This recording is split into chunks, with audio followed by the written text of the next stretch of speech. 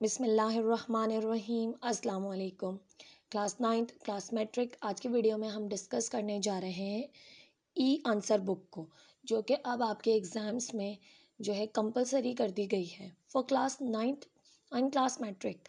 अच्छा जी, class ninth वाले बच्चे ये बात याद रखें कि उनके तमाम सब्जेक्ट्स के जो एग्ज़ाम्स होंगे वो ई आंसर बुक में होंगे, ठीक है। और जो मैट्रिक क्लास हैं उनका मैथमेटिक्स पेपर 2 और कंप्यूटर स्टडीज़ पेपर 2, सिर्फ ये दो पेपर जो हैं आपके ई आंसर बुक में होंगे, ठीक है। नेक्स्ट ईयर से जो क्लास नाइन्थ अब मैट्रिक में जाएगी 2027 में, तो उनके मैट्रिक के तमाम पेपर्स ई आंसर बुक में होंगे। बट इस साल 2026 में सिर्फ और सिर्फ मैथ्स 2 और कंप्यूटर स्टडीज़ 2 का पेपर जो है वो ई आंसर बुक में होगा आपका, ठीक है। ये बोर्ड ऑफ सेकेंडरी एजुकेशन की तरफ से जो है वो बाकायदा बताया गया है।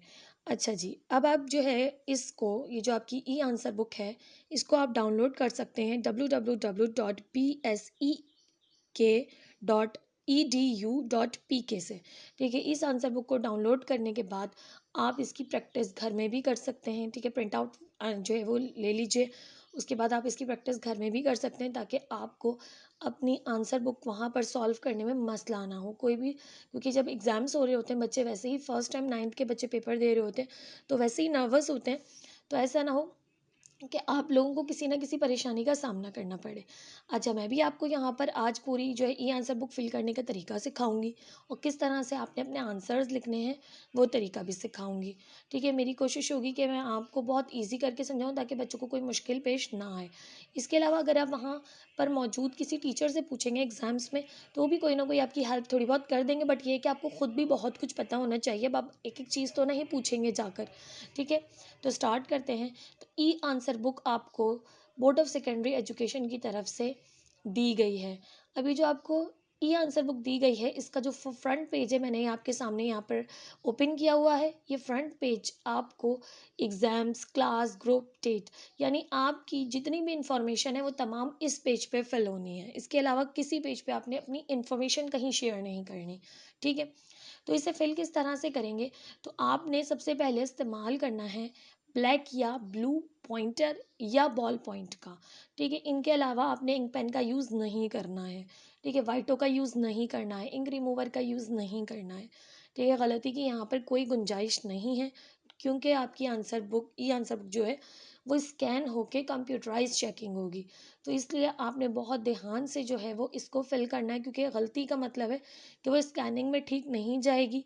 देन फिर आपका वो भी क्वेश्चन जो आपने जो है वो मतलब कह लें कि ठीक किया होगा वो गलत ही हो जाएगा, ठीक है। तो स्टार्ट करते हैं। सबसे पहले आपने एग्ज़ाम, तो क्लास नाइन्थ वाले एनुअल एग्ज़ाम दे रहे हैं, क्लास मैट्रिक वाले भी एनुअल एग्ज़ाम दे रहे हैं, ठीक है। लेकिन आप लोग फर्स्ट एनुअल दे रहे हैं यानी फर्स्ट अटैम्प्ट में पेपर दे रहे हैं, तो आप फर्स्ट एनुअल को जो है यहाँ पर इस तरह से पॉइंटर से फिल करेंगे। अच्छा देखिए, ये मेरा जो है वो बाहर चला गया, तो आपने इसको बाहर नहीं जाने देना।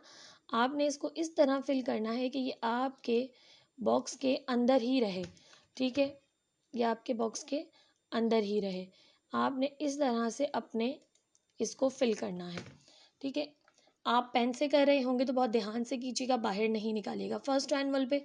इसी तरह से यहाँ पर आपने क्लास एसएससी पार्ट 1, अच्छा क्लास नाइन्थ वाले बच्चे जो है वो एसएससी पार्ट 1 पे क्लिक करेंगे और क्लास मैट्रिक वाले बच्चे जो हैं वो एसएससी पार्ट 2 पे करेंगे, ठीक है। अब नाइन्थ वालों के लिए मैं फुल सॉल्व करवा रही हूँ। मैट्रिक वाले तो जो है वो पिछले साल भी मैथ्स का पेपर दे चुके हैं, तो उन्हें थोड़ा आइडिया होना चाहिए, बट फिर भी मैं बताती जाऊँगी क्लास मैट्रिक के लिए भी साथ साथ, ठीक है। एसएससी पार्ट 1, अच्छा आपका पूरा फिल होना चाहिए सर्किल। मैं जस्ट आपको यहाँ पर समझाने के लिए कर रही हूँ, इसलिए मेरा थोड़ा सा भी रह जाए तो परेशानी होगी। आपने इसको कंप्लीट फिल करना है, ठीक है। ब्लैक से करेंगे तो ज़्यादा प्रोमिनेंट नज़र आएगा और बहुत ईजी हो जाएगा चेकिंग में, तो ब्लैक कलर का इस्तेमाल कीजिएगा। अच्छा जी, क्लास नाइन्थ वाले एसएससी पार्ट 1, क्लास मैट्रिक वाले एसएससी पार्ट 2। अच्छा जी, अब आ जाएं ग्रुप पर। तो ग्रुप जो है वो अगर आप कंप्यूटर साइंस वाले हैं या बायोलॉजी लिए हुए हैं आप, ठीक है, तो आपने साइंस पर ही क्लिक करना है, ठीक है। आर्ट्स होती है जनरल, तो जनरल पे आपने साइंस ग्रुप वालों ने नहीं करना है, ना कंप्यूटर वालों ने ना ही बायो वालों ने, सब ने साइंस को ही जो है यहाँ पर फिल करना है। ठीक है, इस तरह से आप साइंस को फिल कर देंगे। अब आ जाए डेट पर, तो डेट आपकी जो भी उस दिन की डेट होगी, ठीक है, वो आपने मेंशन करनी है। अब यहाँ पर आपने डेट जो है, जो भी आपकी डेट होगी एग्ज़ाम की, जिस दिन आप एग्ज़ाम दे रहे हैं, ठीक है, उस दिन की आपने यहाँ पर डेट मेंशन करनी है। अगर आपका फर्स्ट पेपर जो है वो 8 को है, तो आपने 08,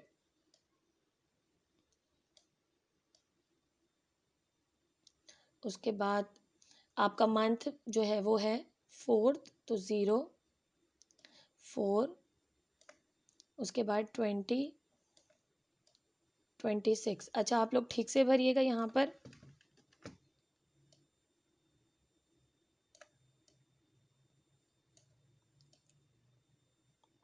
ये आपने यहाँ पर फिल कर देनी है डेट।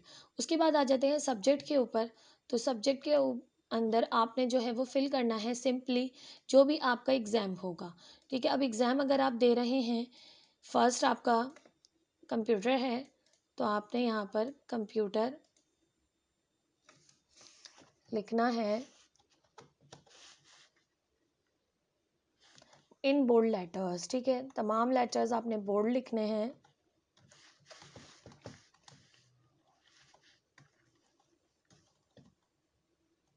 अब मैं क्लास 9th वालों के लिए बता दूं, तो क्लास 9th वालों ने यहाँ पर कंप्यूटर स्टडीज़ के साथ 1 लिखना है। ठीक है, और क्लास मैट्रिक वालों ने यहाँ पर कंप्यूटर स्टडीज़ के साथ 2 लिखना है।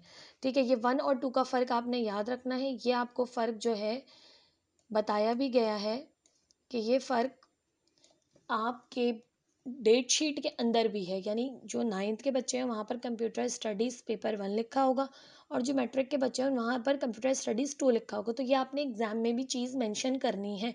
अगर आप नहीं करेंगे तो आपका एग्ज़ाम जो है, एग्जामिनर आपकी कॉपी को कैसे आइडेंटिफाई करेगा कि आप जो है वो कंप्यूटर स्टडीज़ 1 का दे रहे हैं कि 2 का दे रहे हैं। ठीक है, तो इसलिए आपने यहाँ पर 1 मेंशन करना है for class 9th and 2 mention करना है फॉर क्लास मैट्रिक। ठीक है, ये करने के बाद आपने अपने नेम ऑफ एग्जामिनेशन सेंटर देना है। जैसे आप जिस भी स्कूल में बैठ के पेपर वहाँ पर दे रहे हैं, तो आपने वो मेंशन करना है। तो हम यहाँ मेंशन कर देते हैं ABC स्कूल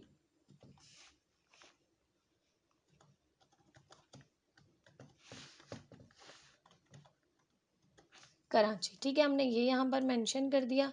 अब इसके बाद आपने आ जाना है अपने सिग्नेचर के ऊपर। जब आप साइन करेंगे, तो आप लोगों को मैं कहूँ तो आप साइन करने के लिए सिर्फ़ और सिर्फ इस्तेमाल कीजिएगा अपने नाम का, बहुत ईजी। ठीक है, अगर आप कुछ और साइन बनाने की कोशिश करेंगे तो हर एग्ज़ाम में आपका ध्यान फिर उसी में रहेगा। आप जस्ट अपना नाम का यहाँ पर सिंपली साइन कीजिएगा, बहुत ज़्यादा उसको जो है वो करने की ज़रूरत नहीं है। अब आ जाते हैं रोल नंबर पर। तो रोल नंबर अगर आप लिख रहे हैं अपना, तो आपका रोल नंबर अगर क्लास 9th है, जो भी है, आप जस्ट यहाँ पर राइट करेंगे। जैसे मैं यहाँ पर कर रही हूँ 05, 6,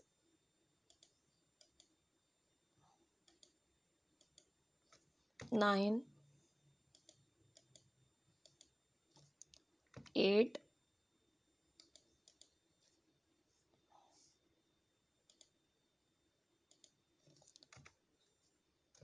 के बजाय हम कर लेते हैं यहाँ पर 2। ठीक है, अब जो भी हमने यहाँ पर अपने नंबर्स यहाँ पर लिखे हैं रोल नंबर के, अब उन्हीं को हमें यहाँ पर करना है। ठीक है, सर्किल को फिल। जैसे मैंने यहाँ पर 0 किया है, तो मुझे यहाँ पर सिर्फ और सिर्फ 0 को फिल करना है। यहाँ पर मैंने 5 किया है, तो मैंने 5 को फिल करना। अच्छा, कंप्लीटली फिल कीजिएगा, बिल्कुल भी बाहर मत निकालिएगा, और अंदर से कंप्लीट फिल कीजिएगा। हाफ फिल्ड भी नहीं होना चाहिए, मैं आपको बार बार ये बात बता रही हूँ। 6 है, तो यहाँ से आप 6 को करेंगे। 9 है, तो यहाँ पर आप 9 को, यानी वो नंबर आपने गायब करना है जो कि आपने यहाँ पर मेंशन किया है। 8 है, तो 8 को करेंगे। डबल नहीं करना है, कोई 2 सर्किल नहीं करने हैं, तो आपका रोल नंबर ही जो है ना, आपकी कॉपी ही कैंसिल हो जाएगी, क्योंकि आपका रोल नंबर ही एग्जामिनर को समझ में नहीं आएगा। ठीक है, तो बहुत ध्यान से रोल नंबर यहाँ पे आपने लिखना है। देन फिर आपने उसी लाइन में उसी नंबर को जो है वो फिल करना है। ठीक है, पेपर कोड आपको दिया हुआ होगा, एक paper code in the form of alphabet होगा, तो आपने पेपर कोड मेंशन करना है इस बॉक्स में। जैसे कि पहले आप कर लें, आपका पेपर कोड है CFAG।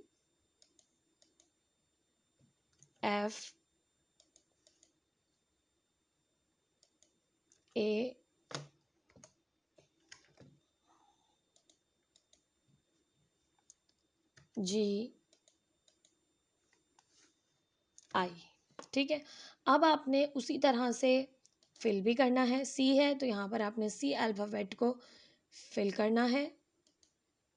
यहाँ पर F है, आपने F को फिल करना है, कंप्लीट फिल कीजिएगा।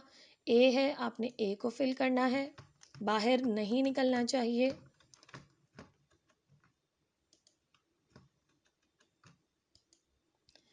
देन फिर G है, आपने G को फिल करना है। I है और आपने I को फिल करना है। ठीक है, इस तरह से आपने फ्रंट पेज को अपने कंप्लीट फिल कर दिया। ठीक है, आपको मेरी बात बहुत अच्छे से समझ में आ गई होगी। अब आ जाते हैं हम नेक्स्ट पेजेस पर। तो यहाँ पर आपको बहुत सारी ज़रूरी जो है वो हिदायत दी गई हैं, जिनको आपने बहुत ध्यान से पढ़ लेना है। ठीक है, यहाँ पर आपसे सबसे पहले कहा गया है कि आपको जवाबी कॉपी इम्तिहान शुरू होने से 15 मिनट पहले दे दी गई है, ताकि आप अपने एडमिट कार्ड की मदद से सही मालूमात लिख सकें। तो आपने इस पॉइंट को पढ़ के समझ जाना है कि आपने कितनी देर पहले एग्ज़ाम सेंटर में मौजूद होना है। ठीक है, उस टाइम को आप मैनेज करते हुए घर से जाइएगा। ठीक है, अपना जो है एग्ज़ाम सेंटर तक आपने पहुंचना है आधा घंटा पहले तकरीबन। फिर आप अपनी सीट जो है वो ढूंढेंगे, ढूंढने के बाद 10-15 मिनट उसमें लग जाएंगे। देन फिर आपने 15 मिनट पहले अपनी कॉपी भी लेनी है। ठीक है, देन फिर पॉइंट 2 है कि स्याह या नीले रंग का कलम, पॉइंटर, बॉल पॉइंट इस्तेमाल कीजिए। आप किसी भी खाक के ग्राफ के लिए पेंसिल का इस्तेमाल कर सकते हैं। ठीक है, यहाँ पर भी आपको बता दी गई कि कलम आपका पॉइंटर या बॉल पॉइंट इस्तेमाल होना चाहिए, और ग्राफ के लिए आप पेंसिल का इस्तेमाल कर सकते हैं। ठीक है, बट मेरा कहना ये होगा कि ग्राफ भी आप पेंसिल से नहीं, ब्लैक पॉइंटर से ही बनाइएगा, क्योंकि जब वो स्कैन होगा तो बहुत अच्छा प्रोमिनेंट रहेगा।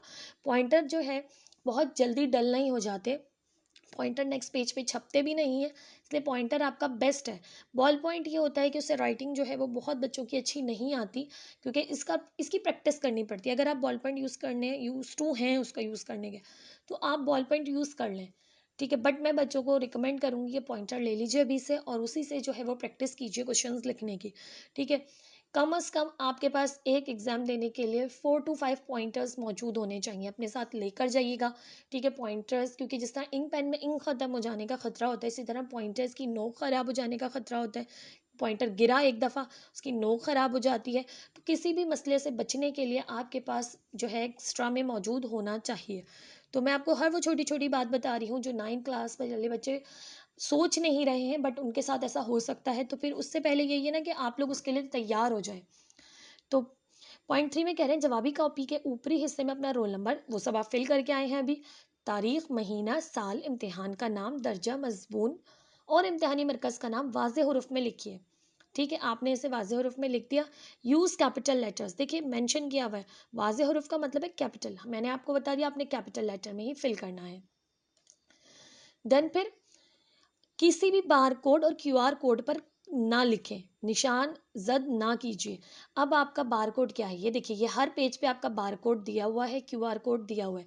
आपने इस पर कोई निशान नहीं लगाना, कोई इनका धब्बा कुछ भी नहीं करना। आपने बहुत ध्यान से आपने इस जगह को इस्तेमाल करना है कि यहाँ पर कोई गंदगी ना हो।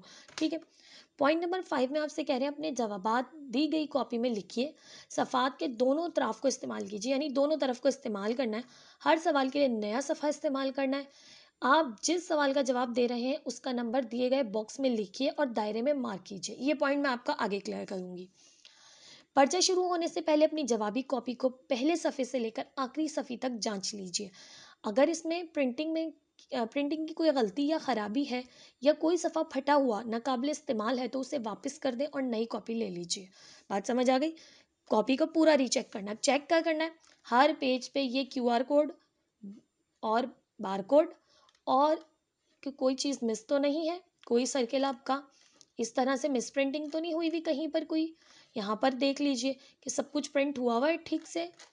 यहाँ पर देख लीजिए, हर पेज पे आपने जाकर इस तरह से सैम्पल कॉपी, अब जो आपकी कॉपी है उसको चेक कर लेना है। मेरे पास सैम्पल कॉपी है, मैं जस्ट आपको उसमें दिखा रही हूँ।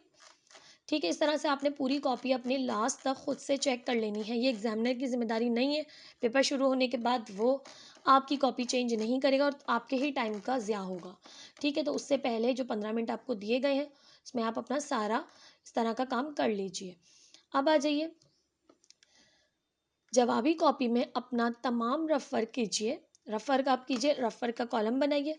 काम मुकम्मल हो जाने के बाद तमाम रफ वर्क को लाइन लगाकर आपने इस तरह से लाइन लगाकर आपने, ठीक है, इस तरह से लाइन लगाकर आपने उसको कट कर देना है। ठीक है, बस पेंसिल से कर लीजिए, बाद में कट कर दीजिए। ठीक है,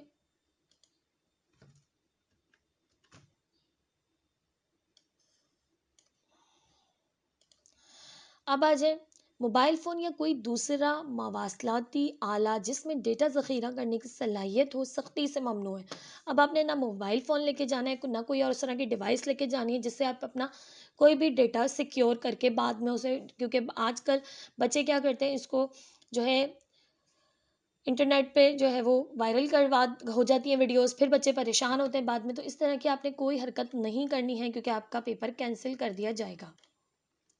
नेक्स्ट पेज पर आ जाए, एमसीक्यूज़ का पेज है। इस पेज को आपने बहुत ध्यान से फिल करना है क्योंकि आपके एमसीक्यूज़ की जो है यहाँ पर बात आ जाती है। अब एमसीक्यूज़ को किस तरह से आप फिल कर सकते हैं, तो देखिए बार कोड को मैं मेंशन नहीं करी, मैं पेज अपना आपके सामने, ये देखिए एमसीक्यूज़ का आपको पूरा पार्ट नज़र आ रहा होगा, बिल्कुल साफ क्लियर। ठीक है, इसमें आपने करना क्या है कि आपने जो क्वेश्चन आपका करेक्ट आंसर होगा ऑप्शन, क्योंकि पेपर आपको मिल चुका होगा, अब तक 15 मिनट गुजर चुके होंगे, अब आपने अपना काम शुरू करना है, अपना पेपर शुरू करना है। 9:30 बज चुके हैं। ठीक है, क्योंकि आपका एग्जाम 9:30 बजे स्टार्ट हो रहा है। तो यहाँ पर आपने करेक्ट मेथड ऑफ शेडिंग है, ये देखिए यहाँ पर ये आपको नजर आ रहा है, ये करेक्ट मेथड ऑफ शेडिंग है। आपने बहुत ध्यान से देखिए, ना आपने टिक करना है, रॉन्ग मेथड है ये। ना आपने हाफ शेड करना है, पार्शली या हाफ फिल्ड। ना तो आपने डॉट का इस्तेमाल करना है फिल करते हुए, ना तो आपने सर्किल से बाहर निकालना है फिल जो आप मार्क कर रहे हैं, ना ही आपने दो सर्किल को एक साथ फिल करना है। ये सारे तरीके गलत हो जाएंगे, आपका एमसीक्यू गलत हो जाएगा, यानी वो आपका अटैम्प्ट ही नहीं समझ ले, उसके नंबर ही माइनस हो जाएंगे। आपने 2 किया होगा, आपने टिक किया होगा, आपने जो है वो डॉट डाला होगा। तो आपने किस तरह से अपने एमसीक्यूज़ को फिल करना है कि अब आपने एमसीक्यू नंबर 1 पढ़ा और एमसीक्यू नंबर 1 में आपसे कहा गया कि भाई जो भी कहा गया उसमें आपका ऑप्शन बी करेक्ट था, तो आपने ऑप्शन बी को जो है वो इस तरह से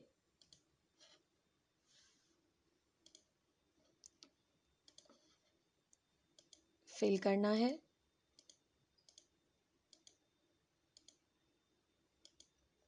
ठीक है, बिल्कुल उसी तरह बाहर बिल्कुल ना निकले और ज़रा सा भी आपका खाली ना रह जाए। ठीक है, ध्यान से कीजिएगा। इसी तरह नंबर 2 में आपने 2 को नहीं करना एक साथ कि आपने ए भी कर दिया हो, आपने सी भी कर दिया हो, तो भी गलत हो जाएगा। ठीक है, इस तरह से अगर आपके 15 एमसीक्यूज़ हैं तो 15 के 15 आपने फिल करने हैं, 12 है तो 12 करके आपने बाकी छोड़ देना है ऐसे ही। कुछ नहीं करना आपने, करो क्रॉस नहीं करना कि ये तो है ही नहीं, मैं ऐसे ही हूँ, करो क्रॉस कर दूँ, नहीं, कुछ भी नहीं करना आपने। जस्ट आपने जितने एमसीक्यू उनको फिल करने के बाद एक मन में एक ही सर्किल फिल करना है आपने जो आपको सही लगे। बाद में अगर आपको कोई ऑप्शन ठीक लग रहा है तो आप कुछ नहीं कर सकते उसका। तो मैं आपको ये रिकमेंड करूंगी कि आप एमसीक्यू को पेपर में टिक याद रखिए, टिक कर लीजिए। इसमें आप फिल कीजिएगा जब आपका एग्ज़ाम हाँ पेपर हाफ हो जाए, तो आपको जब जो है लगे कि हाँ अब मैं ये कर सकता हूँ, ये मैंने ठीक किया, एक दफ़ा पढ़ लीजिए और कर लीजिए फिल। एग्ज़ाम्स में आप पेपर लेते ही अगर टिक कर देंगे, बाद में आपको एहसास हो कि नहीं भाई ये नहीं, ये ऑप्शन था, तो या तो आप बिल्कुल लास्ट में कीजिए, लास्ट में आप अपना आधा घंटा बचा के रखिए उसमें कीजिए, या फिर आप मिड में कर लीजिए दरमियान में। ठीक है, अब बाकी अगर आपका नंबर 4 पे आपने 2 फिल कर दिए हैं और फिर आप ये सोच रहे हैं मैं नंबरिंग ही चेंज कर दूं, तो भी आप ऐसा नहीं कर सकते। आप इसमें कोई छेड़ाछाड़ी नहीं कर सकते अपनी तरफ से। ठीक है, मैंने हर चीज़ क्लियर कर दी है बच्चों की। अगर फिर भी कोई सवाल हो तो आप कमेंट सेक्शन में पूछ लीजिएगा। इसके बाद एक पेज आएगा जो नॉट फॉर यूज़ है, इसे आपने यूज़ नहीं करना, इसे आपने बिल्कुल छोड़ देना है। अब आपने यहाँ से पेपर शुरू करना है। मैं आपको रिकमेंड करूँगी कि आप सबसे पहले जो है शॉर्ट आंसर क्वेश्चंस कर लीजिए, वो बहुत इजी हो जाते हैं। अगर बच्चे लॉन्ग करें तो सबसे पहले सारे लॉन्ग कर लें। ठीक है, यहाँ पर आपने अपने क्वेश्चन नंबर को मेंशन करना है, जैसे कि आप कर रहे हैं क्वेश्चन नंबर सबसे पहले अपने एग्जाम में 3। तो यहाँ पर आपने 3 मेंशन करना है और करने के बाद आपने 3 को यहाँ पर सर्किल भी कर देना है। ठीक है, यानी कि आपने जो भी कर रहे हैं उसके साथ साथ आपने उसको यहाँ पर फिल भी करना है सर्किल में। ठीक है, तो ये चीज़ आपको बाहर नहीं निकालिएगा, ये चीज़ मैं आपको बार बार कह रही हूँ। ठीक है, यहाँ पर आपने क्वेश्चन नंबर 3 कर लिया। अब आप हेडिंग यहाँ पर डाल सकते हैं। आप अगर कर रहे हैं शॉर्ट आंसर क्वेश्चन तो आप यहाँ पर हेडिंग दे सकते हैं। सबसे पहले शॉर्ट आंसर क्वेश्चन,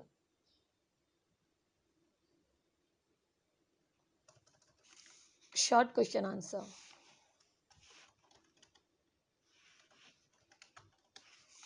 ठीक है, आपने इस तरह से बहुत अच्छी सी एक हेडिंग दे देनी है।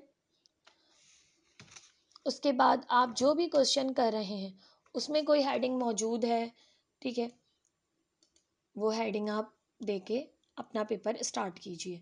बिलफर्ज आपका जो है वो पेपर है केमिस्ट्री का और अब आप यहाँ पर ब्रांचेस लिख रहे हैं तो आपने बहुत अच्छी सी ब्रांचेस ऑफ फिज़िक्स की हेडिंग देनी है। ठीक है,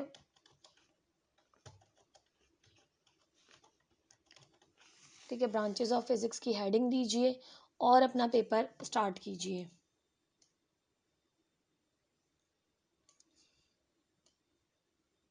ब्रांचेस ऑफ फिज़िक्स की हेडिंग आपने बिल्कुल दरमियान में दी। उसके बाद अब आप फर्स्ट ब्रांच लिख रहे हैं ऑर्गेनिक केमिस्ट्री। तो इस तरह से फिर आप अपनी पेपर प्रेजेंटेशन बहुत अच्छी रखनी है। ठीक है, आपकी जितनी पेपर प्रेजेंटेशन अच्छी होगी उतने आपके एग्ज़ाम्स, आपका साफ सुथरा पढ़ने में आसान होगा, टीचर के लिए चेक करना आसान होगा, मार्क्स देना आसान होगा। बच्चे कहते हैं कि नहीं पेपर प्रेजेंटेशन से कुछ नहीं होता। नहीं बेटा, पेपर प्रेजेंटेशन से बहुत कुछ होता है। जब एक साफ सुथरा पेपर सामने आता है ना तो उसको एग्जामिनर चेक करते हुए बहुत ही ज़्यादा कूल माइंडेड होता है। और जब एक बहुत ही गंदा पेपर सामने आता है तो उसको चेक करते हुए वैसे एग्जामिनर को गुस्सा आ जाता है। ठीक है, तो बहुत साफ़ सुथरा अपना पेपर आपने हल करना है। ठीक है, समझ में आए राइटिंग सामने वाले की। अब कंप्यूटराइज चेकिंग होगी या टीचर चेक करेंगे तो दोनों में ही आपकी राइटिंग साफ़ होनी चाहिए, समझ में आए सामने वाले के। ठीक है, इस तरह से आपने बहुत अच्छी सी साफ़ सुथरी हेडिंग देनी है। आप चाहें तो यहाँ पर एक लाइन ड्रॉ कर लें, यहाँ पर एक लाइन ड्रॉ कर लें। लाइन ड्रॉ करने के बाद जो है वो आप अपना जो है वो आंसर दें कि बिल्कुल आप बिल्कुल कॉर्नर्स पे ना लेके जाएं। यहाँ पर मिड में हल्की हल्की सी लाइन ड्रॉ कर लें जो आप पेपर करने के बाद रेस कर दें। कोई डायग्राम है कोई ही आपकी तो वो पेंसिल से आप यहाँ बहुत अच्छी सी साफ़ सुथरी बनाते जाइए। ठीक है, इस तरह से अगर आप यहाँ पर क्वेश्चन कोई और कर रहे हैं, आप 3 के बाद 4। अच्छा, एक और बात जो मैंने कहा था मैं पॉइंट बाद में क्लियर करूँगी कि अगर आपका ये वाला क्वेश्चन जा रहा है इस पेज तक, क्योंकि ब्रांचेस हैं, आपसे 3 कहीं है 4 कहीं है तो वो आपकी 2 पेजेस पर आ गई। ठीक है, आने के बाद आपने इस पेपर पे यहाँ तक आपका आंसर आया है, आपने कुछ और नहीं लिखना कुछ भी। ये क्वेश्चन आपने जो क्वेश्चन नंबर 3 शुरू किया था वो क्वेश्चन नंबर 3 इस पेज तक आया है, इस पूरे पेज पर और इस पेज पर हाफ यहाँ तक। तो आपने इस बाकी पेज पे कुछ नहीं लिखना, कोई क्रॉस नहीं लगाना, कुछ नहीं करना। आपने क्वेश्चन नेक्स्ट अगले पेज से शुरू करना है। शॉर्ट ही कर रहे हैं आप लेकिन नेक्स्ट पेज से, हर क्वेश्चन नेक्स्ट पेज से होगा। अगर आपका आंसर 4 लाइन्स में 5 लाइन्स में आ चुका है बट फिर भी पेज बचा है तब भी आपने कुछ नहीं लिखना। ठीक है, हर क्वेश्चन नए पेज से होगा, ये बात जहन में बिठा लीजिए। ठीक है, इस तरह से आप अपना पूरा पेपर सॉल्व करेंगे। हेडिंग्स भी आपको मैंने बता दी किस तरह से आपने करनी है। ठीक है, साफ़ सुथरा पेपर करेंगे, राइटिंग साफ़ रखेंगे, एग्जामिनर चेक करेगा तो उसके लिए भी बहुत मतलब उसको एग्ज़ाम में नंबर देना अच्छा रहेगा। साफ़ सुथरा होगा पेपर तो जल्दी समझ में आएगा, चेकिंग आसान होगी। अब आ जाते हैं ग्राफ पर। अगर आपके पेपर में कोई ग्राफ आपका है तो आपने पेपर पेज नंबर जो लास्ट कॉपी का है 24 उस पर आपका ग्राफ मौजूद है। ठीक है, आपने उसको बनाना है पेज नंबर 24 पर। ठीक है, अब यहाँ पर आप ग्राफ बनाइए। मैं आपको रिकमेंड करूँगी कि आप पॉइंटर से बनाइए क्योंकि उससे ज़्यादा इजी रहेगा। आप क्वेश्चन नंबर 5 का ग्राफ था तो क्वेश्चन नंबर 5 आप पहले कर चुके हैं कहीं पेज पर, लेकिन 5 यहाँ पर डाल के आप उसका ग्राफ यहाँ पर बना देंगे।